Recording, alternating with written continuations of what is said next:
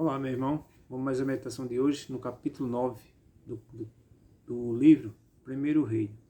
O tema vem com essa frase: Usa-me, Senhor.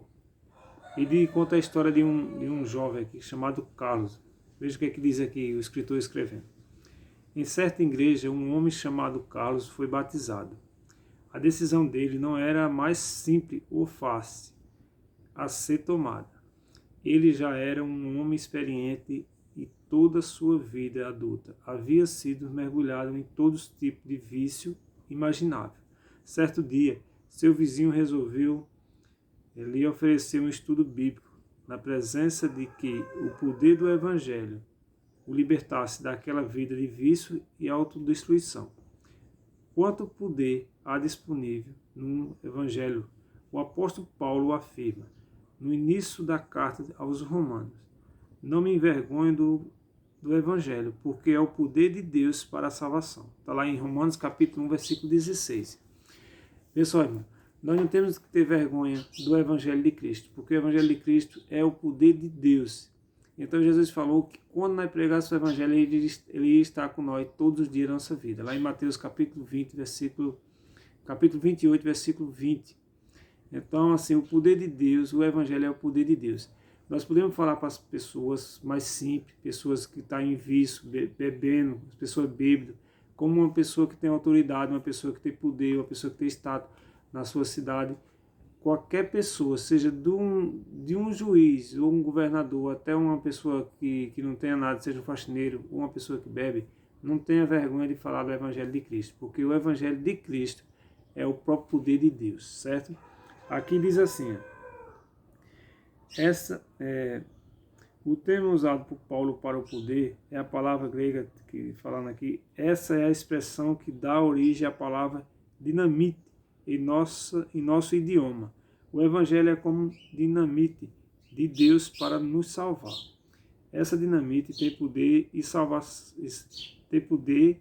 salvação alcançou Carlos. Ele foi liberto não apenas de um passado de pecado e condenação, mas também dos vícios que o dominavam no presente. Ele se entregou completamente a Jesus e foi tomado pelo desejo de testemunhar sobre sua nova história em Cristo.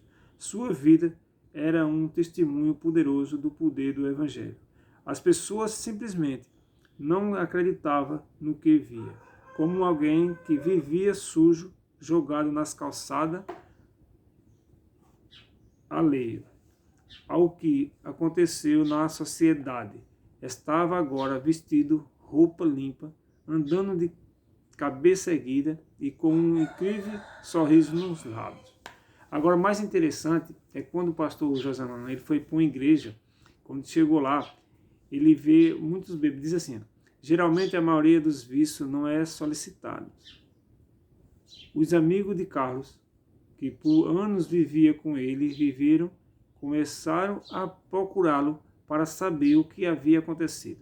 Havia uma explicação e ele estava sempre disposto a compartilhar. Ele disse: eu estava morto e revivi. Estava perdido e fui achado. Esse amigo de vício começaram a acompanhá-lo à igreja para assistir aos cultos e começar o caminho de liberdade experimentando por ele. Eu conheci Carlos em um desses cultos. Fui pregar na pequena igreja que ele frequentava e percebi que um dos bancos estava homens com uma clara aparência de embriaguez.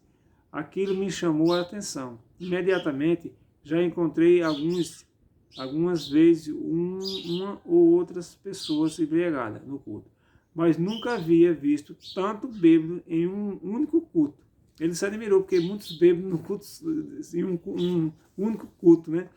Ele disse: como é que tanto bêbado é isso? Às vezes isso é normal, chegar uma pessoa bêbada dentro da igreja e entrar, mas aqui é muito bêbado numa hora só. Mas você vê, isso é o poder de Deus transformando as pessoas. E diz aqui, durante a pregação, Carlos ficava sentado perto deles para tentar manter a ordem. Ao final do sermão, fui apresentado aquele homem extraordinário que me contou sua história e a história de seus amigos. Conversei um pouco com ele e em certo momento perguntei o que estava buscando e buscando aí para a igreja. Um deles, com os olhos cheios de lágrimas, disse: quero ser igual ao irmão Carlos. Eu e os outros concordaram com a cabeça. Irmão, você vê, nós temos que ser a pessoa que as pessoas vejam em nós Cristo. Porque se os bebinhos fossem outros, mas como os bebinhos não tinham ligação nenhuma com Jesus Cristo, ele tinha ligação diretamente com Carlos. Então Carlos passou um bom exemplo e mostrou Cristo na vida dele. Aí ele disse: eu queria ser como Carlos. Ele não disse assim: eu queria ser como Cristo. Eu queria ser como Jesus. Ele disse: eu queria ser como Carlos. Porque Carlos foi transformado e mostrou Jesus na vida dele para aquelas pessoas. Então isso é importante na vida de cada um de nós, mesmo. Que nós possamos mostrar Jesus Cristo na nossa vida para a vida das pessoas, né? E aqui conta mais alguns pontos bem interessantes, mas eu vou pegar só um bem interessante aqui. Na expectativa de Jesus, não é disponível amar a Deus sem amar também ao próximo. O amor a Deus deve levar ao amor ao próximo. O amor ao próximo é uma evidência do amor de Deus, sem dúvida, né? Então que nós possamos pegar essa história para nós e colocar em prática, né? Vamos orar? Oremos. Maravilhoso Deus e Pai Todo-Poderoso, muito obrigado, Senhor Jesus Cristo, por mais um dia. Nós te pedimos e te agradecemos em nome de Jesus. Amém.